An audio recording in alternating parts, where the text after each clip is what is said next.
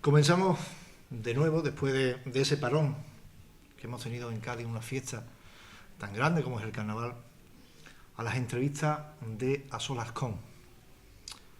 Mario, aquí se ha sentado conmigo políticos, humoristas, de todo tipo. Pero esta entrevista creo que es una entrevista singular, complicada puede ser también, y a la vez sencilla. Porque una persona de su trayectoria, una persona que todo el mundo que habla de usted habla maravilla, eso es una cosa que te tiene que sorprender un poco. Algo hecho bien, ¿no? En toda mi trayectoria, ¿no? Pero yo quiero conocer un poco de dónde viene Mario, dónde se crió, dónde nació, cómo fue su infancia. Mario. Bueno, pues Mario es de la ciudad de Arequipa, del Perú. Arequipa pues es patrimonio de la humanidad, como sabéis. Ahí también nació Mario Vargas Llosa. Todos los Marios nacemos ahí. Sí. Y entonces yo nací ahí. Estudié en colegios públicos, siempre estudié en colegios públicos porque mi familia, a pesar de que podía pues dotarme de estudiar en colegios privados, pero yo siempre aposté por la solidaridad, por mezclarme con el pueblo. Siempre me gustó eso, mezclarme con el pueblo. Entonces, pues estudié en el Colegio Nacional de Independencia Americana, fundado por Simón Bolívar en el 1828. Un colegio de gran trayectoria nacional y de América Latina, donde han estudiado muchos personajes muy importantes de la cultura de Hispanoamérica. Y pues fui feliz, en el colegio fui feliz, me encontré feliz, terminé a los 15 años el bachiller. A los 15 años pues puede ser de todo. La verdad es que a los 15 años pues no tienes definido muchas cosas porque no tienes madurez suficiente. Aunque sí es verdad de que mi padre, siempre yo le veía con sus libros de medicina, a pesar de ser un señor campesino, quizás fue un frustrado de no haber estudiado medicina, pero también tener 10 hijos, creo que le comprometió mucho con su trabajo y la educación de sus hijos. Y me preguntaron si yo quería ser aviador, ingresar en la escuela de la Fuerza Aérea del Perú. Pues a los 15 años eres aviador, eres muchas cosas. Pero hubo un espacio de cuarto de bachiller, quinto de bachiller, que yo acudía a unas reuniones políticas, maoístas. O sea, el colegio siempre fue comunista. Había una separación de la parte stalinista y la maoísta, pero la parte que yo acudía era maoísta. Entonces yo, pues los 2 últimos años, pues te conviertes en un comunista, o sea, porque además eres campesino de origen. Un campesino de origen siempre es socialista, y socialista, si eres comunista, es natural que lo seas. Ingresé en la Fuerza Aérea del Perú, sorprendentemente, con una buena nota. Nos presentaban más de 10.000 aspirantes y solamente ingresaban 64, ingresé que era el número 4. Pues bueno, y estuve ahí en la Fuerza Aérea del Perú. Fuerza Aérea del Perú es una escuela de cadetes de la Fuerza Aérea del Perú, y estuve ahí durante casi 2 años. Pero la vida militar no me gustaba. No te llevo. La vida militar era ajena a mis conceptos de vida, a mi forma de pensar en la libertad. La libertad absoluta para mí como campesino pues era primordial, ¿no? O sea, y entonces, como era obvio en esos 2 últimos años, al estar escuchando a un personaje que no quiero decir su nombre porque no merece la pena en este momento, porque es un gran personaje en el Perú, vive todavía. Y entonces, pues hablamos de muchos filósofos, hablamos de la filosofía griega, la filosofía antes y después de Descartes, hablábamos a partir de Spinoza, llegábamos a Sartre, porque Sartre en esa época era un maoísta convencido. Este francés, ya anciano, se convirtió en el maoísmo y se comprometió a teñir a toda la juventud de ese pensamiento maoísta. De hecho, yo ya estando en España, yo ya me vine a España, pero ya estando en España, pues fue el promotor de la huelga del 1968 en Francia, que derrocó a De Gaulle. Bueno, decido terminar mi vida militar en la Fuerza Aérea, pido la baja y hablo con mis padres, de gran disgusto para mis padres, enorme disgusto, porque mis padres querían que yo fuera militar. Les dije, mira, yo me voy a estudiar medicina en España, pero sin más. O sea, yo sabía que ese curso lo tenía perdido en América Latina, porque ya todas las universidades empiezan allá en marzo. Yo estudié allá en abril y ese curso ya lo tenía perdido. Pero en Europa no. Entonces tenía la opción de venir o a Portugal, o a Italia, o a España. Claro, ahora te tienen que dar un visado para venir a España. En esa época todavía había que, para venir a España te tenían que visar el pasaporte. Desestimé por distintos motivos a Portugal y a Italia, pues decidí venirme a España. Bueno, España, embajador, te hacía un examen terrorífico. ¿Llegaste a Madrid o no, estuviste aquí en Perú? Pero cuando llegaste a España... No, eso primero te hacen la entrevista al consulado en Lima, en Perú. Vale. Pero una entrevista terrible, ¿no? Con tu familia, origen de la familia, por qué dejar la Fuerza Aérea del Perú, todo. Bueno. Y entonces sabía que yo había dejado la Fuerza Aérea del Perú porque yo había dicho que era castrista. O sea, esos años eres castrista, eres lo que sea, ¿no? Y entonces, pues, me lo puso difícil, la verdad es que me lo puso muy difícil. Pero después de varias entrevistas, porque era un señor que era marqués, si mal lo recuerdo, pues me da el visado y me vengo a España. Llegué a Madrid, vi que Madrid era muy caro para los objetivos familiares, me vine a Cádiz, llegué en tren, me encontré con el señor sevillano, que era un señor que te recibía ahí, a todo el mundo, que recibía en la estación de tren, le llamaban el sevillano no sé por qué, con su gorrita, muy bien, y le pregunté qué pensiones había y me llevó a la pensión de la Parra de la Bomba. Pensión Hércules, que estaba al lado de la facultad. Cuando llegué ahí, dije, pues la facultad aquí, mi pensión aquí, el comedor aquí, pues la Parra de la Bomba, dije, pues esto es lo mío, aquí todo es para ti. Y ya me puse a estudiar medicina en Cádiz. ¿Llegaste a España con una mano delante y otra detrás prácticamente? ¿Te costó esos inicios en España? Bueno, yo recibía una mensualidad de mis padres baja, eran $60 de la época, tan baja no era, pero para estudiar, vivir, comer, libros, todo eso llegabas muy mal, muy justo. Pero tuve mucha suerte porque un día que pasé por la facultad, era al comienzo, vi familias numerosas, digo, soy yo. Somos 10 hermanos, soy yo. Y entonces solicité matrícula gratuita y media beca, y me la dieron. Me la concedieron. ¿En qué año estamos hablando? Estamos hablando de 62. 62. Que es cuando yo llego a España. Y entonces estudié toda la carrera con esa facilidad de tener pues una matrícula gratuita y media beca. ¿Cómo fue tu vida en Cádiz? Porque son dos vidas como completamente diferentes de tu origen a una ciudad como Cádiz, ¿no? Difícil. No quiero que los que escuchen estos piensen que voy a ofender a nadie, ¿no? Yo vengo de un tejido social campesino.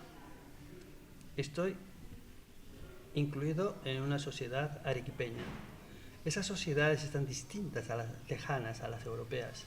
Son muy cerradas, porque Arequipa es una ciudad campesina, casi el 100% en esa época, ya ha ido cambiando. Entonces, pues cuando vengo aquí me encuentro de que hay una cierta no inclusión de los sudamericanos que vienen a estudiar aquí. Hay pues decir, bueno, es que estos son borrachos, hacen una vida desordenada, no estudian, repiten los cursos. Ese es el terreno que yo me encontré. Entonces, pues bueno, la sociedad gaditana era en esa época un poco clasista, o sea, era así. Y hombre, también nosotros habíamos dado herramientas para que se comporten de esa manera con nosotros. Pero hubo suerte, porque en esa época llegamos un grupo de chicos de Hispanoamérica, más o menos aproximadamente un grupo de 15 o 20, no me acuerdo exactamente, Y fueron grandes estudiantes, y fuimos grandes profesionales, porque tuvimos la suerte de tener excelentes profesores, excelentes. Entonces, la verdad es que como estabas estudiando mucho siempre, pues la sociedad podías utilizar a lo que podías utilizarla, porque no tenías para más. Cuando comunicaste, lo diste en casa, que me quiero venir para España, dejo, como tú me has comentado, el tema del ejército, de todo. ¿A papá le sentó bien porque le gustaba medicina? Claro, a mi madre bueno, fue para una tragedia familiar, fue una tragedia, ¿no? Porque para una familia campesina tener un hijo militar y además aviador, pues es una satisfacción enorme, ¿no? Muy doloroso, muy doloroso. Mi madre lo pasó muy mal, mi padre fue más comprensivo. Yo le dije que no se preocuparan, que yo trabajaría en España de lo que sea. Y bueno, pues al comienzo fue muy mal, una tragedia. De hecho, yo nunca había visto llorar a mi padre. Bueno, sí, la segunda vez que lo veía llorar a mi padre. Mi padre era una persona muy tranquila, muy serena, muy trabajador. Mi madre era la universitaria de la familia, era la emprendedora, de que no te quedes aquí en el campo, estudia. Otros hermanos han estudiado a Argentina, otros a Brasil, yo me vine para acá, otros a Lima, la capital. Entonces, de tener 10 hijos a 10 hijos universitarios, una familia campesina, es raro, ¿no? En esa época, ¿no? Pero mis padres, pues sí. ¿Eso te ha marcado, ¿Eh? esa infancia te ha marcado a ti, tu vida, prácticamente? Mucho, mucho. Yo lo primero que quería es ser grande a mis padres, grande, que quede un recuerdo eterno para mis padres. E incluso durante años yo soñaba y que volvía a casa, yo le decía a mis padres, no se preocupéis que soy médico, no se preocupéis, que esa era la respuesta que tenía, ¿no? Y después, cuando ya he sido pues más adulto, un médico pues con cierto prestigio nacional e internacional, he intentado perpetuar la memoria de mis padres. Por ejemplo, la Universidad Nacional de San Marcos de Lima es una universidad grande en toda Hispanoamérica. Entonces ahí hice un congreso sobre un prócer de la independencia americana, Juan Pablo Viscardi Guzmán, e hice el primer congreso de Juan Pablo Viscardi Guzmán en esa universidad. Y entonces pues hablé con el rector y le dije, yo voy a poner aquí un monumento de Juan Pablo, porque saqué a pasear a un señor olvidado por la política, por lo religioso, porque su origen era jesuita, y de una manera intencionada, ¿no? Y por los políticos. Bueno, yo lo saqué a pasear y ellos me dejaron que hiciese el congreso, no me cobraron nada por hacerlo ahí. Puse mi busto y puse donado por la familia Velarde Ceballos, que era Velarde de mi padre y Ceballos por mi madre. Y después doné otro monumento para el Ministerio de Salud del Perú, que está todavía ahí, de un prestigioso médico, Hipólito Unanue, y que también donado por la familia Velarde Ceballos. Yo creo que en el tiempo, si alguien se quiere dirá, ¿y esto, bueno, y esta familia quién es? ¿No? O sea, algún estudioso de la historia, pues irá a ver quién era esa gente, ¿no? Es curioso. Cuando terminas tus estudios aquí en la ciudad de Cádiz, ¿dónde empezaste a trabajar? Porque en el 67 ya empezaste ya por el Puerto del Mar en aquel entonces, o ya antes. Yo termino la carrera en el 69, pero ya en el 67 tengo la inquietud de dejar un poco la docencia, porque yo estaba en el hospital, digo la docencia para estar bajo la docencia de los profesores de mi universidad, y trabajar con José Manuel Pascual, que era un prestigioso traumatólogo de la época, tenía la clínica de San Rafael, sí. Pascual. Y un día fui a hablar con él y pues, me presenté. Yo siempre andaba con traje en esa época, traje con mi corbata, tenía 3 trajes, no tenía más, pero bueno, los explotaba al máximo. Bastante. Y fui a hablar con él, y yo sabía que a él le gustaba a un profesional alemán que se llama Beller. Entonces era un prestigioso médico alemán que le gustaba toda la traumatología por manipulación, o sea, reducía todas las fracturas, ponía un yeso y hasta que se curó. Me fui con mi libro debajo del brazo, que lo saqué de la biblioteca, y llegué a hablar con él. Y entonces estoy hablando con él y me dice, bueno, ¿y a ti te gusta? A mí me gusta la traumatología y en especial la columna vertebral. Yo ya estaba vinculado a la cirugía de la columna vertebral. Y me dice, bueno, pues si quieres venir, pues cuando tú quieras. Le llama a una señorita que se llama Marisa. Marisa, mira, aquí es un estudiante de medicina, Mario Velarde. Dale todo lo que quieras. Y entonces ya ahí habían viviendo ya varios chicos, había 4 o 5 chicos ahí viviendo que estudiaban medicina. Y cuando yo llegué a la habitación y me dio una habitación, mi armario para mis libros, para mi ropa y tal, pues todo el mundo, ¿quién es? ¿No? Bueno, pues yo empecé a estar con ellos, a desarrollar lo que tenía que hacer en la parte del hospital en el 67. Y entonces, pasado 3 meses por ahí, me llama él, y don José Manuel Pascual, y me dice, Mario, ¿a ti te mandaba don José León de Carranza? Digo, no señor, yo no lo conozco de nada. Ah, no lo conozco, yo pensé que venía de parte de él. Digo, no lo conozco, yo sé que es el alcalde de Cádiz, pero no sé más nada de él. Dice, y se había equivocado, fíjate tú, que iba a llegar un chico que le había llamado a don José León de Carranza, que iba a llegar el chico, pero ese chico no llegó hasta pasados 6 meses. Dios. Y ya yo me beneficié de esa bondad de la vida. Cuando empieza con Pascual, está partiendo entre las clases y está ejerciendo ya las prácticas, ¿no? Se puede Sí, decir prácticas. ya allí. Sí. Es otro mundo diferente, ¿no? Una Claro. cosa es los estudios, otra cosa es ya metido con la materia, ¿no? Claro, de momento te ves inmerso en el desarrollo de lo que ya prácticamente sabes y tienes que hacer prácticas, entre comillas, son las prácticas activas. Porque en esa época se estaba construyendo todo Cádiz de puerta de tierra para Sí. afuera. Entonces en esa época ahí había pocas construcciones, entonces claro, la actividad de la construcción era alta. Y entonces en esa época lo que era astillero de Cádiz con 5.000 obreros, eran muchos obreros para la época, que se lesionaban y iban todos ahí. Entonces ahí no parábamos, estábamos trabajando continuamente. Iba a clases, terminé, tenía que trabajar mucho y estudiar mucho, pero bueno, las cosas que cuando las ves, pues que disfrutas de ella, porque estás disfrutando, pues no sufres mucho, la verdad. Una vez que termina, sigue en Pascual, Sí, te hasta ahora. queda ahí hasta el día de hoy. Hasta el día de hoy. Yo cuando terminé la carrera me faltaba... Pero sí ha estado en la seguridad social, ¿no? También trabajando. Yo sí. Entonces yo cuando termino la carrera, vamos, es una anécdota muy bonita, me quedaba una asignatura que se llama dermatología. Y entonces era el profesor Cabré, un profesor bastante difícil de aprobar la asignatura, tenés que estudiar mucho. Y llega a la clase, estábamos examinando, porque se ponía a examinar y termina igual a las 2 de la mañana, 3 de la mañana, porque era hora del examen. Y llega y dice, el doctor Velarde, por favor. Y yo estaba sentado y digo, hostia, me levanto, no puedo levantarme, yo no soy médico, ¿cómo me voy a levantar? Lo dijo varias veces, dice, el alumno Velarde. Y digo, presente. Dice, en deferencia a la cátedra de Barcelona del profesor Miquel, está usted aprobado.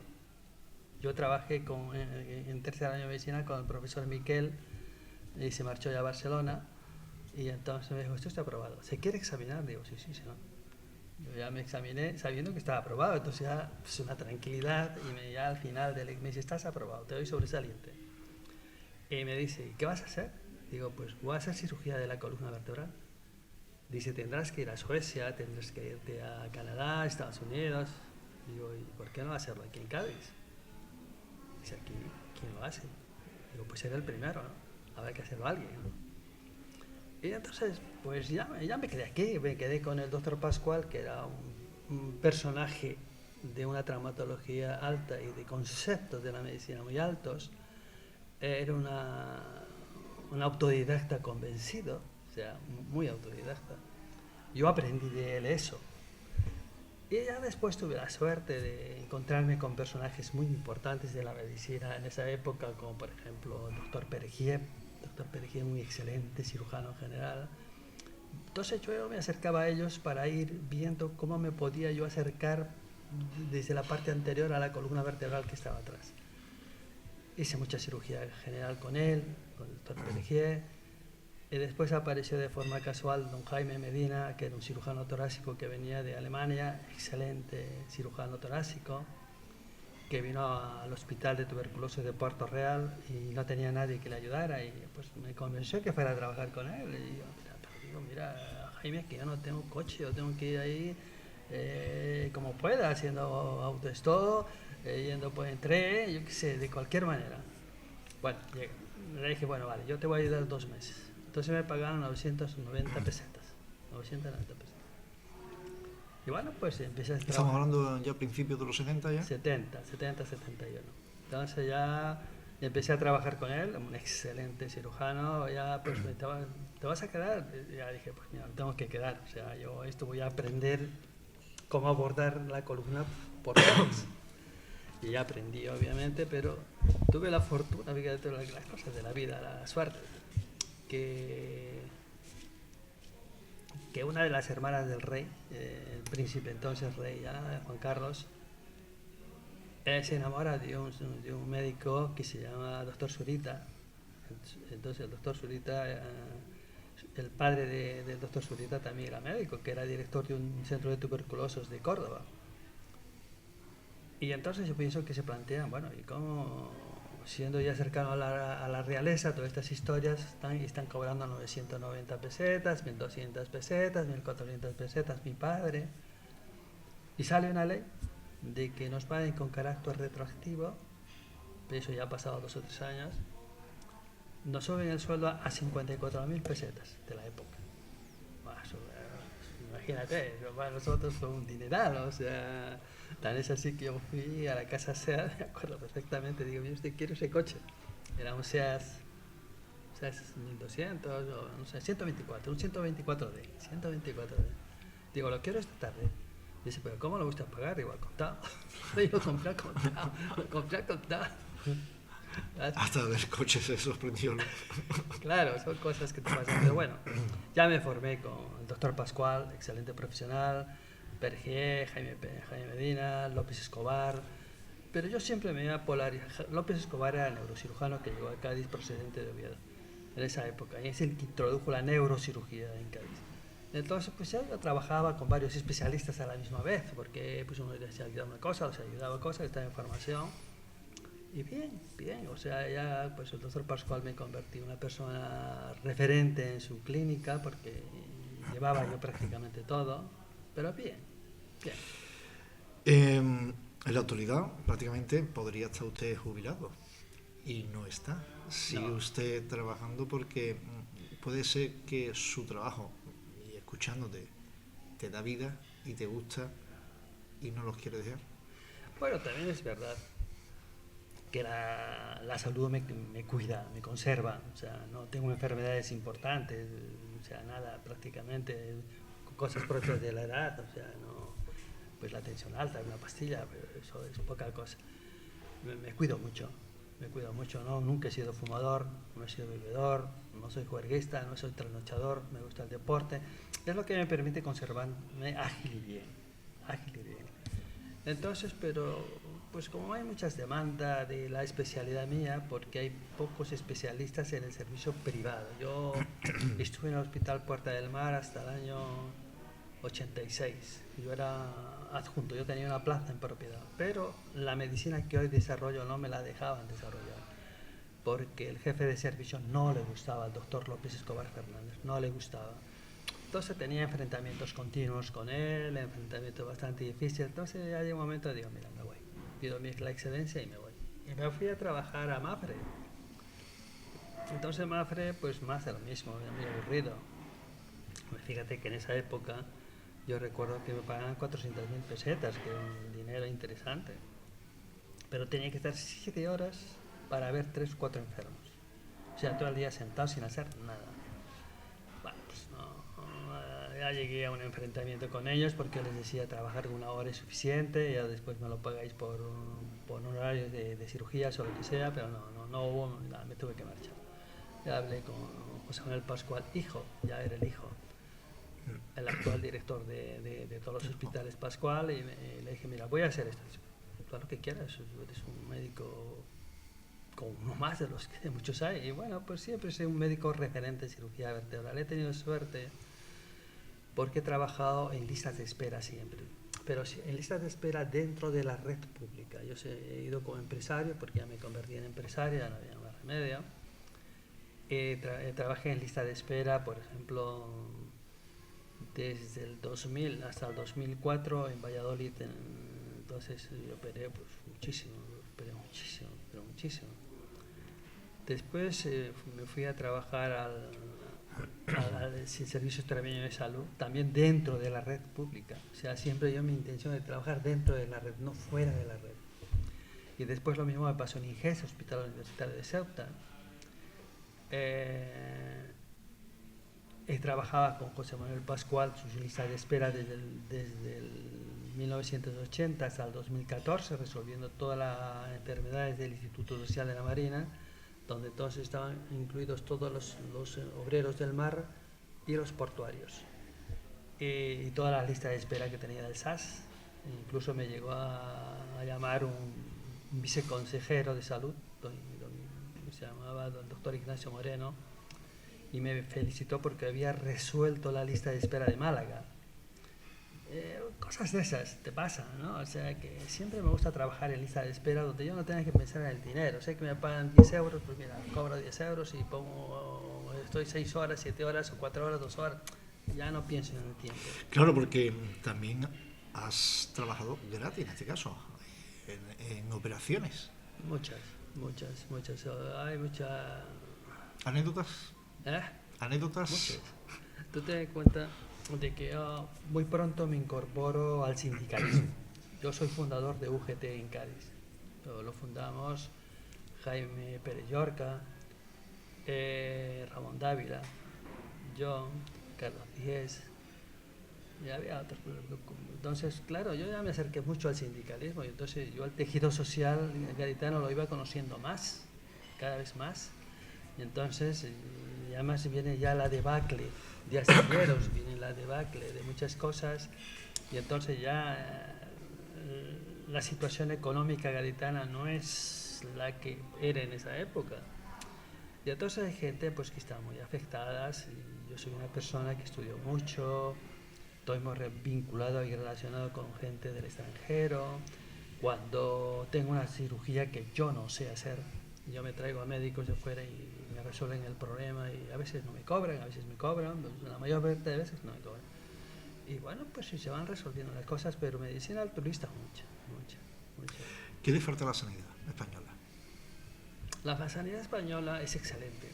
O sea, la sanidad española es universal, ha fallado en la equidad, la accesibilidad sigue siendo difícil.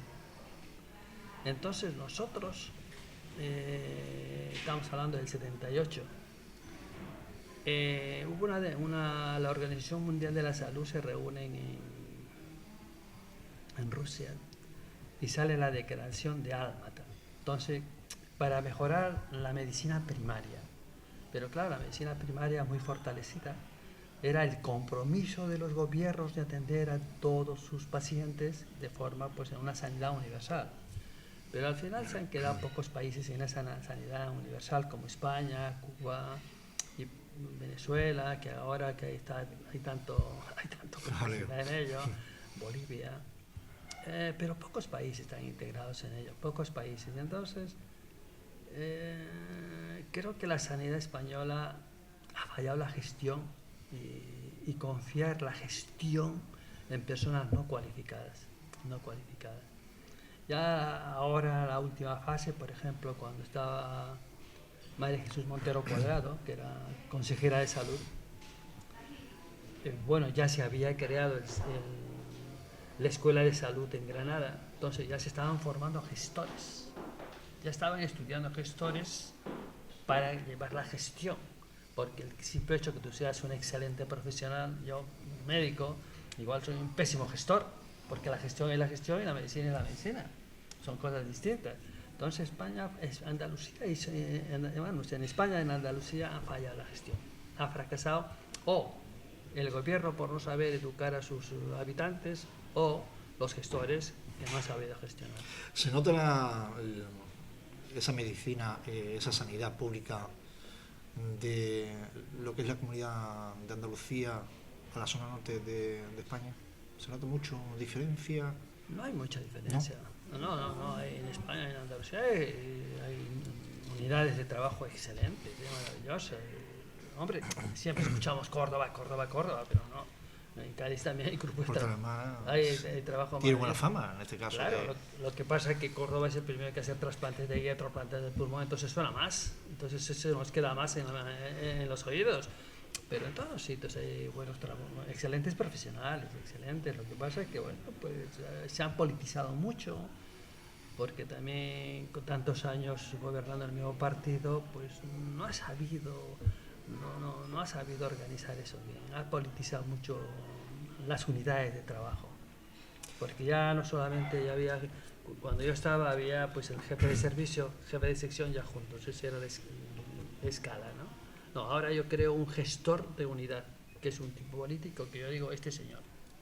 Entonces ya se va politizando el sistema, ¿no? Y eso creo que ahí se han equivocado, sí, se han equivocado y muchas veces pues la declaración de Álmata se creó en los 10 puntos que nació eso, pues se quedó en nada, ¿no? Porque en esa época incluso Andalucía, muchos médicos andaluces iban a Cuba a ver cómo se hacía la medicina primaria. Yo he estado recientemente en Cuba, he estado el año pasado,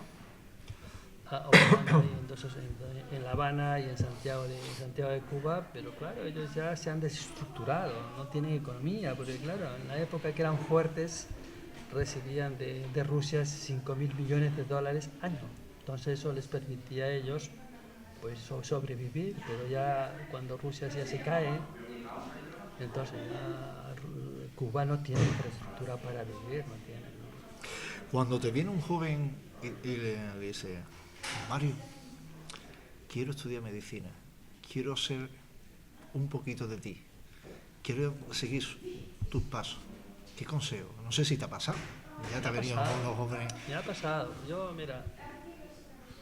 yo cuando terminé la carrera de medicina, yo como te dije siempre iba con traje y corbata, ¿ya? Pero llegó un momento que dije, bueno, mira, no es una cosa de racismo ni de nada, no soy un López Obrador, un López presidente mexicano que ahora estaba hablando de otras cosas, ¿no? Yo dije, me podéis ganar por inteligencia, pero por tenacidad no. Por tenacidad no me vais a ganar. Y entonces yo soy una persona muy tenaz, muy trabajadora, muy estudioso, estudio continuamente, todos los días más de 6 horas, y por eso no me gana nadie. O sea, no, yo estoy muy bien ahora, yo estoy como si tuviera ahora, pues no sé, 40 años, ya la experiencia... Me han dicho que se conserva muy bien y que le gusta el tenis, ¿no? Sí, yo juego al tenis. Hemos tenido un chivato por ahí que me ha dicho que... Y ya no me ha dicho si juega bien o mal. Yo creo que no me ha dicho nada.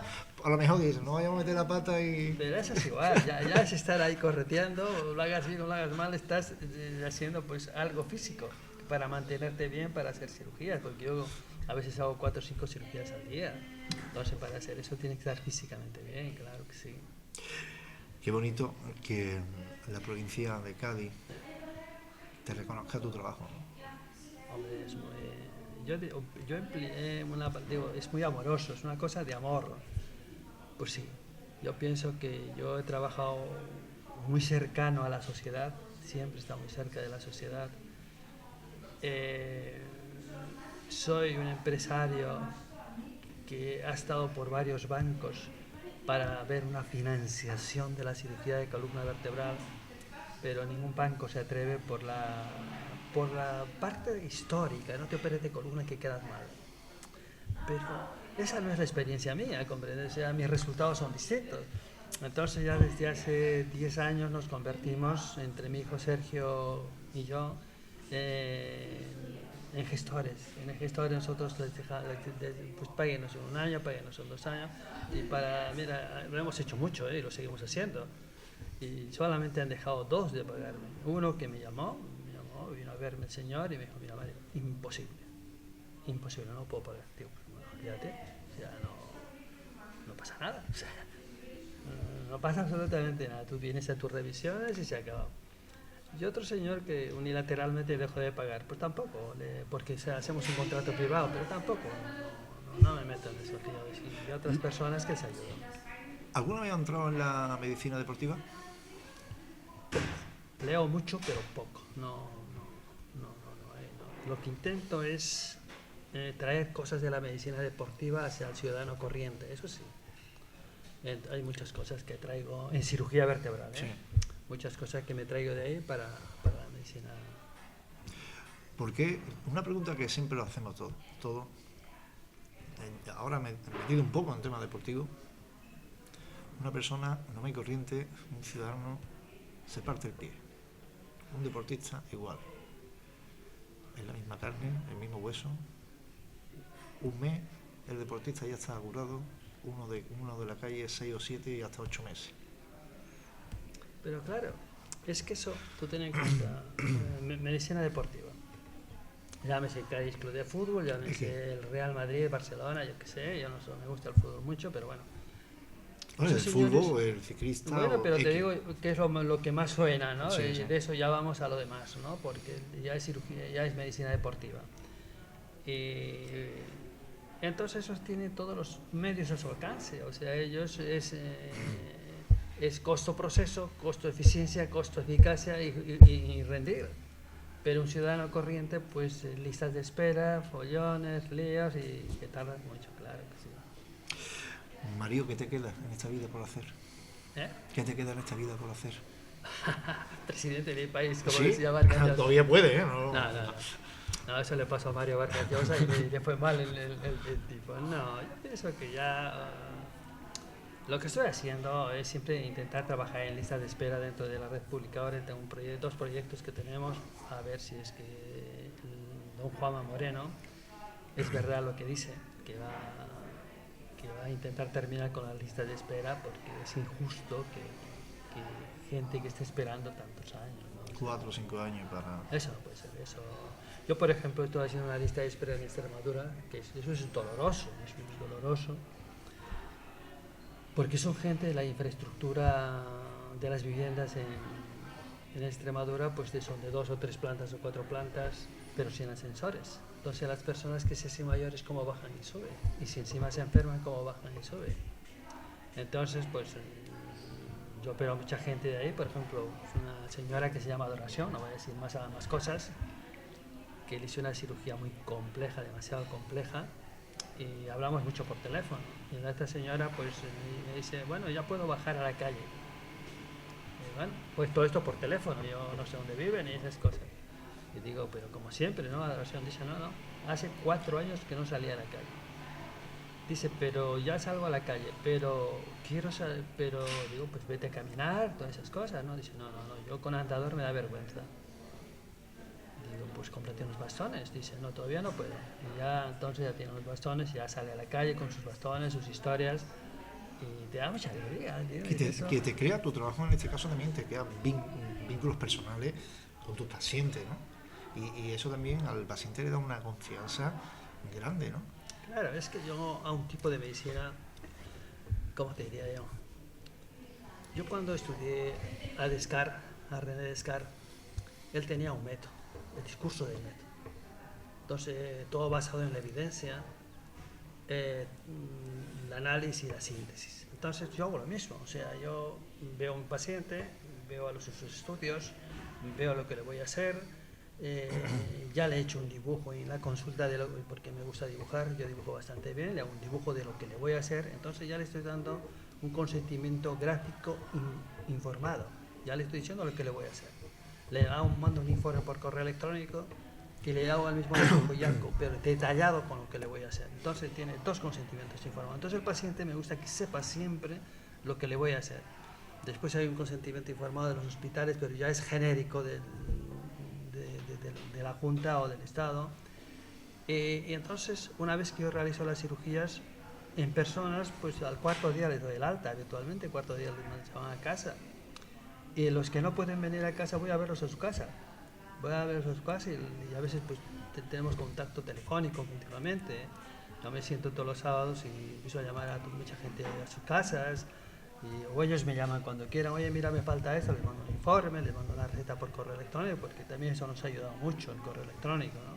De que yo me acerque al paciente que está en Ubrique, por decirlo. Lo que ha hecho también el internet Hace y mucho. la astrología, porque desde que tú has comenzado en el mundo de la medicina, a la actualidad, esto es solamente en 10 años, ya ha cambiado bastante. Ha cambiado mucho. Si estamos hablando del años, al final de los años 60, ¿no? Donde ya estás entrando tú en materia directamente, a la actualidad. No, eso ha cambiado mucho. Tú imagínate de que, por ejemplo, Coge la bueno, pero tú, por ejemplo, imagínate que yo Sí. cuando Ah. terminé la medicina en el 69 me decían que por un aparato de estos Sí. yo me puedo comunicar con todo el mundo. Y que tengo internet, que tengo historias y tal. Y que mis pacientes, por ejemplo, tengo un paciente que vive en frontera con Portugal, pues yo lo he operado en Zafra. Y es un pueblecito de 300 habitantes. Y él me llama prácticamente cada 3 días, cada 4 días, pero para saludarme. Oye, mira, que anda muy bien, Mario, ya no sé qué cosa, no sé qué lío, mándame un informe para tal día. Y ya se lo mando por correo electrónico. Y a veces pues hacemos una videollamada y nos vemos y todas esas cosas. Es que ha cambiado mucho. Internet ha cambiado la medicina. Hay que saberla usar. Correctamente. Porque hay mucho que está escrito que no es verdad. Mucho. Mucho. Porque es que no es crítica destructiva, Dios mío. Sí, sí. Yo respeto a todos los profesionales de mi especialidad y de otras que les gusta escribir. Me parece muy bien, pero mucho con lo que se escribe no es verdad. No está basado en la evidencia, porque tú tienes que basar lo que escribes en la evidencia, en los resultados. Hay otros que se dedican a dar conferencias. Pues excelente. Y otros que nos dedicamos a operar, pero que no tenemos tiempo para escribir, porque no tenemos un grupo amplio para que nos ayude a hacer esos trabajos. Y en este caso, los que estamos en la medicina privada, pues fíjate tú.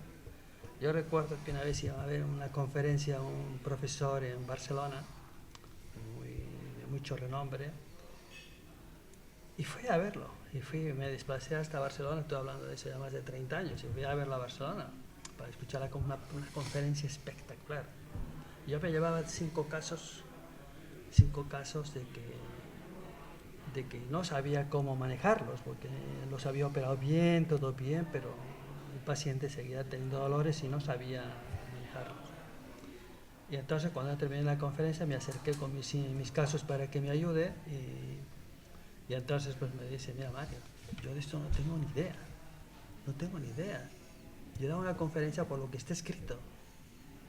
Y me dice, espérate que te lo voy a resolver. Y dice, mira, aquel señor, oye, fulano de tal, ven aquí, ayúdale a Mario. Y yo, oye, ese señor es un personaje importante, un techo de la columna vertebral en España. Creo que voy a dar sus nombres porque son personajes grandes. Es Carlos Villanueva, que es un especialista en columna vertebral de Barcelona, que es un personaje enorme, una espalda así grande.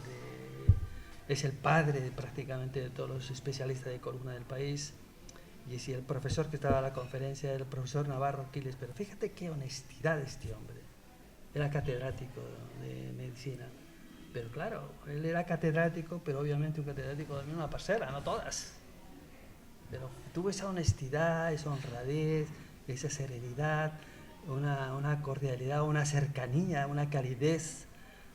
Que ya, pues bueno, ya me enamoré de esta persona, ¿no? O sea, ya yo me hice amigo de esta persona, ya desgraciadamente ya no está con nosotros. Pero yo les guardo en mi memoria mucho.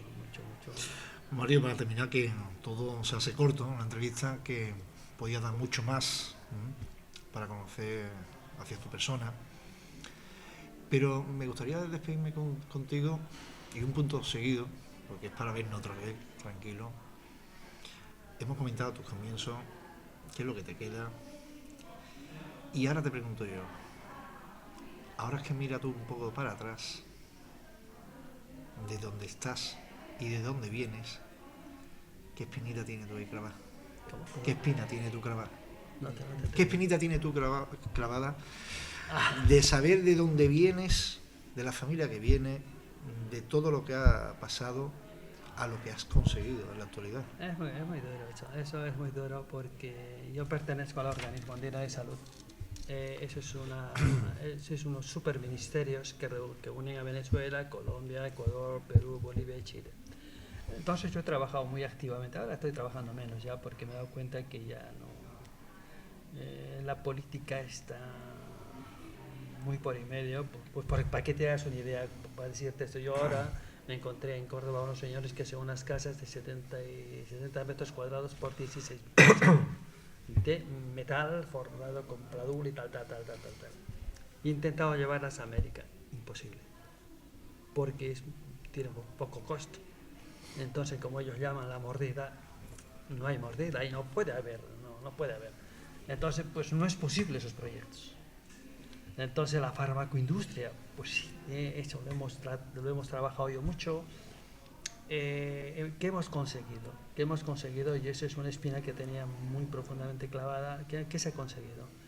Había un director ejecutivo, Mauricio García Bustamante, de que yo siempre hablaba con él, porque él era mi jefe y yo le represento en Europa. Porque si tenemos que comprar tratamiento para la malaria o para la cantidad de productos retrovirales y tal, ¿por qué no lo compramos todo lo que es el organismo andino de salud en vez de comprarlo países para que nos abaraten los costos?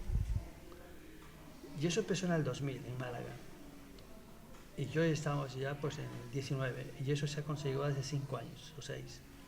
Y entonces ahora se ha bajado de que un producto costaba 300 euros a 30 euros. Entonces, eso se ha resuelto. Pero quizás lo que me queda, una espina importante, es haber visto a mi país de origen tener una sanidad universal que no la tiene. Es una sanidad vertical, una sanidad como Estados Unidos, porque en el mundo existe pues una sanidad universal como la española, una sanidad vertical como la norteamericana, hay una sanidad de segregación como la canadiense, que tú tienes una tarjeta y puedes elegir si te vas a la privada o a la pública, o tienes una sanidad dual como la australiana, como es lo que hago yo, intentar entrar dentro de la red pública y trabajar. Entonces, pues bueno, mi país todavía está en la sanidad vertical, todo eso, pues dinero. Y bueno, la sanidad pública es triste, penosa, no existe prácticamente. Mario, que ha sido todo un placer tenerte aquí en Objetivo Cádiz, que está en tu casa y que sean muchísimos años más jugando el tenis y operando y haciendo esos grandes favores a muchas familias que realmente también lo necesitan y haciendo esa grandísima labor y, ¿por qué no?, mucho más premio, que también eso es algo muy bonito también de recibir. Claro que sí, hombre, los premios es un reconocimiento a tu trayectoria profesional, de cosas que has hecho, pues yo desde aquí pues les agradezco a la población que confía en mis servicios y también disculpas a los pacientes que no les puedo atender por distintos motivos, porque yo puedo regalar mi oficio, pero no puedo regalar la hospitalización, los materiales, muchas cosas que no puedo, ¿no? Y bueno, pues mira, oye, hace poco, por ejemplo, para mí el premio más grande ha sido una niña que operé de Jerez, que hace poco la operé. Es una niña que estaba pues condenada con 18 años a estar toda su vida paralítica en la casa, en su cama, y yo fui a verla gratuitamente al hospital de Jerez, porque estaba en la red pública, y yo hablé con los gestores, muchas cosas. Después ellos me dijeron que sí, que la operara. Ellos me la trasladaron aquí al hospital San Rafael, la operé y la devolví a casa andando. Y no estaba andando cuando yo la estaba paralizada. Entonces, pues bueno. Cuando se tienen informes, perdón, Mario, en este caso de esa chiquilla, informe de ese tratamiento, esas cosas, y luego sale andando. Ya, eso pues dicen muchos profesionales, el milagro de la medicina. No, estudiar la medicina, ver dónde se han equivocado los compañeros, juegas con esa ventaja, porque ya tienes un informe y tienes muchos informes de compañeros que han ido viéndola. Entonces tú tienes eso te alcanza, ya tú tienes esa ventaja, porque estás jugando ahí con ventaja. Y entonces dices, pues oye, esto es lo que no se ha hecho, entonces ya te pones a estudiar cómo hay que resolverlo.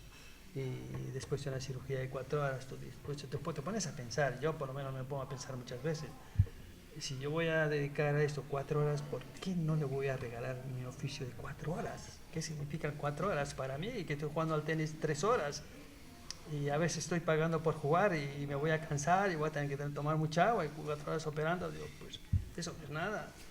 Yo hace mucho operé a un chico del campo de Gibraltar también que estaba incapacitado y digo, yo, es una hora de cirugía, ¿por qué no le voy a regalar todo? O sea, ¿me entiendes? Te pones a pensar de esa manera, ¿no? O sea, porque yo no soy un apóstol de la medicina, pero soy humano. Porque nací humano, soy de familias humildes, ¿entiendes? Yo estoy cercano al pulso de los humanos. Qué bonito lo último que me acaba de comentar. Mario, que ha sido un placer tenerte aquí en Objetivo Cádiz. Muy agradecido. Y Bueno. que siga con esa vida y ese brillo que das. Y que espero que haya estado a gusto aquí en Objetivo Cádiz, que lo veamos otra vez y lo sentamos y seguimos hablando. Con mucho gusto para contarte historias. Bueno, y nosotros pues ponemos punto y final en este A Solas Con y creo yo que ha sido bastante bonito esta entrevista con Mario y que seguimos nosotros en este espacio de A Solas Con de Objetivo Cádiz. Bueno, y gracias Vale. por...